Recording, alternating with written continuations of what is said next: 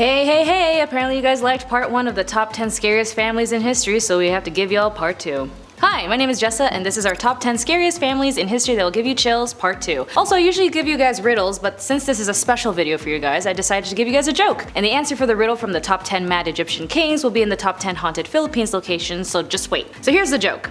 What do you call an alligator in a vest? An investigator. Sorry, let's get to the video. Number 10, the Papin Sisters. A lot of families on this list are mainly siblings, but hey, blood is thicker than water, and for the Papin Sisters, so is scandalizing an entire nation and touted as the crime of the century. Christine and Leah Papin were accused in 1933 of gruesomely and morally wounding their employers in what seemed to be a crazed act of raving madness. The sisters were first separated to work as maids in different households, but when they were united, they ended up working for the Lancelin household, a very bougie family in Le Mans. Of course, this was when everything went downhill, as one night, the Lancelin women arrived late from a shopping spree, and upon learning that the power had gone out, Madame Lancelin flew into a rage, and in defense, Christine grabbed a pewter jug and hit her mistress over the head. After which, Genevieve, the daughter, came running after the elder Papin sister, and the scuffle soon turned into a free-for-all. Both sisters then proceeded to tear the Lancelin women's eyes out and hit them repeatedly with a sharp object, and beat their face into a pulp with a hammer. Their case was extremely odd since the motive was still unclear, and the girls were caught up in either grips of insanity or just intentionally tried to put revenge on their employers, who knows. Number 9, Raya and Sakina. Egyptians' most famous serial killers, these sisters began killing women in Alexandria at the turn of the 20th century for a multitude of reasons that remained rather vague if not properly understood. Prime motives point primarily to poverty, class-based anger and paranoia, and perhaps sexual turmoil. For years, by increasing reports of missing women in Alexandria, all tied by two defining characteristics: their gender and apparently their wealth, that they were reported to be wearing gold jewelry and carrying large sums of money. They were also almost always seen with a woman named Sakina, who, despite facing interrogation multiple times, skillfully dodged any suspicions of her involvement. In 1920, when a passerby found a dismembered body, another man also happened to find human remains under his floor tiles while trying to fix a water pipe. Law enforcement put two and two together and realized that Raya and Sakina were renting a home in which they lured wealthy women and eventually ending their lives hiding their remains underground. The sisters were the first women to be given the death penalty in the new formerly Egyptian courts of the time, independent from a colonial rule. Number 8, the Genovese Family. I mean, when it comes to crime and families, you're bound to discover, well, crime families. I am a fan of crime movies like Goodfellas, and honestly they had really great actors in that film, and although they are compromised of the 5 top big families, I will start with the Genovese family. The families emerged at the end of the Castellamares War, a mafia power struggle in the early 1930s that was named after the Sicilian hometown of many of the participants. It left as many as 60 mobsters, many high-ranking, dead, plus other organized crime factions throughout the country. Salvatore was also known as Luciano, who was active in profitable extortions, organizing adult work, gambling, and bootlegging schemes. And when he went to prison, Genovese took over as acting boss of what was then the largest and arguably most important and powerful of the 5 families. During the years 1930s and 1960s, there was a constant battle between the members on takeover of control of the businesses and the developments made. The Genovese family is still active in the 21st century, reportedly engaging in such white-collar crimes as extortions, loan sharking, and gambling. A 2006 raid led to the conviction of as many as 30 members of the family on racketeering charges, and 6 alleged associates were arrested in 2022. If I messed up your family's name, I'm sorry.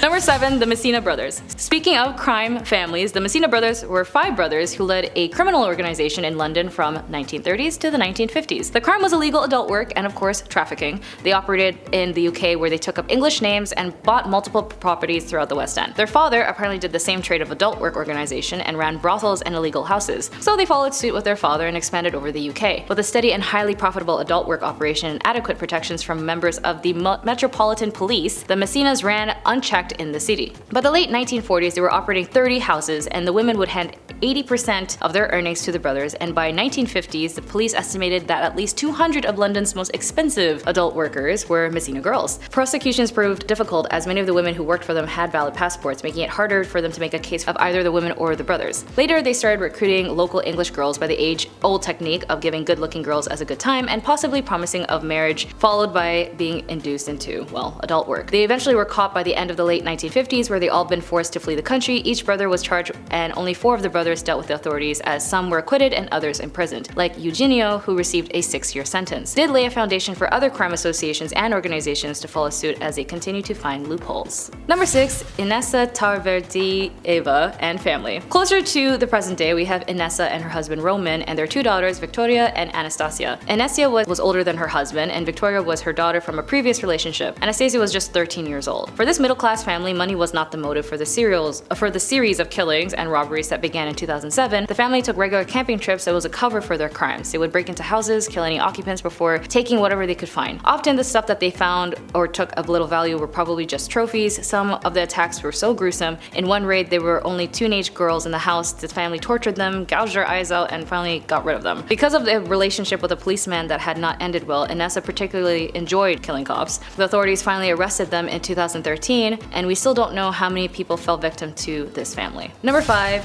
Shaka. Gradually expanding his power until he ruled with absolute authority, he had a grasp of tactics that made the Zulu warriors feared by all. He insisted on absolute obedience and would ruthlessly punish anyone who didn't live up to his expectations. Defeated warriors might return to camp to find that Shaka had had their families executed. They would also probably suffer the same fate. People still debate whether or not he was a cruel tyrant or a true father of a proud nation. Regardless, it was his own family who turned on him. After Shaka's mother died, he began to behave erratically. He ordered mourning rituals that made great demands on his people and resulted in hardships for many. He was unfortunately assassinated by his half-brothers in 1828. Most Zulu people today revere him as he was a hard taskmaster, but he gave his people pride in themselves. Number 4. The Mulhall Sisters. Linda and Charlotte Mulhall, 30 and 23 respectively, were the subjects of one of the most intense criminal cases in Ireland's history. One night after being fed up, the women killed and dismembered their mother's boyfriend, Farah Swali Noor, who allegedly physically harmed their mother, and the events leading up to the incident propelled it to the front page as newspapers went into extreme details of the sisters' troubled histories, which include adult work, crime, and illegal substances.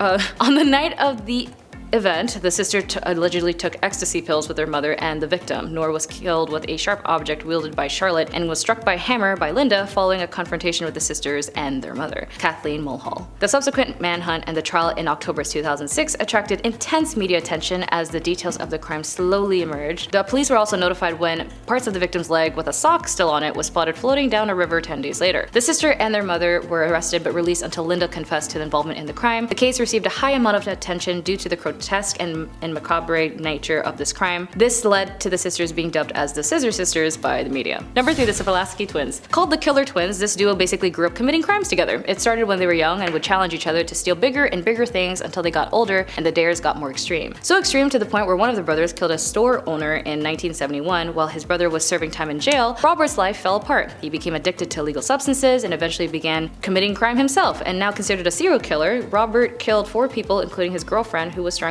with an electrical cord. The brothers were estranged for most of their lives, and when a police officer showed Stephen an article about his brother confessing to 4 murders, he said, "I thought I was the only criminal in the family." Number 2. The Menendez Brothers. If you were raised in the 90s, you might remember a bit of the Menendez Brothers, 2 young men from Beverly Hills, California, who killed their parents on August 20th, 1989, then went on a 6-month spending spree with their parents' money. The case was so shocking to the media, including how after the deaths occurred, the brothers went to watch James Bond's License to Kill and tried to use it as an alibi, how a week prior, their mother confided to her therapist that she was worried that her sons might be sociopaths, and how one brother bought an entire chicken wing restaurant with his parents' money after they had died. Their father was an executive in the entertainment industry and both went to private school, and the older brother, Lyle, was briefly enrolled in Princeton. After 2 deadlocked juries, LA prosecutors retried the brothers in a courtroom that did not allow cameras, and their new jury found them guilty on 2 counts of first degree. They were sentenced by the judge to life in prison. And number 1 is the Manson family. I think it counts to mention this family, even though some aren't necessarily blood related, they still committed a lot of crime together. Coming at number 1 is the Manson family, as the Manson family is known amongst its members as the Family, was a commune gang and cult led by criminal Charles Manson that was active in California in the late 1960s and early 1970s. The group consisted of approximately 100 followers who lived an unconventional lifestyle, frequently psychoactives including hallucinogens such as LSD. Most were young women from middle-class backgrounds, many of whom were attracted by the hippie culture and communal living and then radicalized by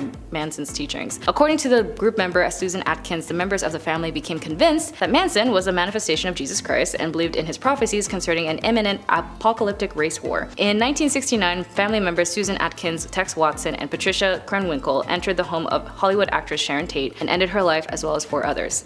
Linda Kasabian was also present, but she did not take part. Members of the Manson families are also committed a number of other dangerous crimes and assaults, petty crime and thief and street vandalism. There you have it, the top 10 scariest families in history that will give you chills part 2. If you like this video, please like and subscribe, and I'll see you guys in the next one. My name is Jessa. Bye!